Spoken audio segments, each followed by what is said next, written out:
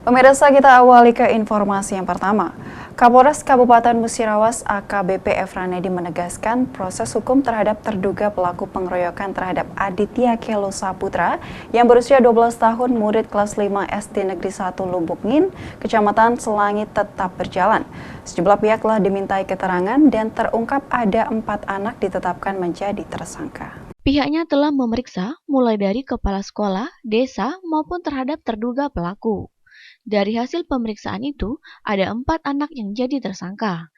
3 orang adalah kakak kelas korban, dan 1 orang merupakan adik kelas korban. Karena semua pelaku di bawah usia 12 tahun, maka dalam tindakan hukumnya diupayakan diversi. Diversi sendiri adalah tindakan hukum dengan mengalihkan penyelesaian peradilan perkara pidana ke proses di luar peradilan pidana. Penanganan hukum secara diversi sudah sesuai dengan standar sebagaimana disebut dalam pasal 1 angka 7 Undang-Undang Nomor 11 Tahun 2012 tentang sistem peradilan pidana anak.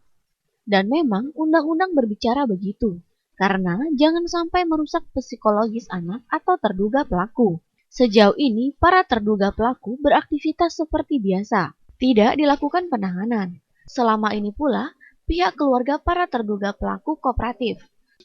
Selain itu, dalam proses diversi tentu akan dilakukan pendampingan bersama, baik dari Dinas P3A, Komisi Perlindungan Anak, maupun pihak lapas anak. Sementara itu, proses selanjutnya yakni melakukan pemeriksaan korban.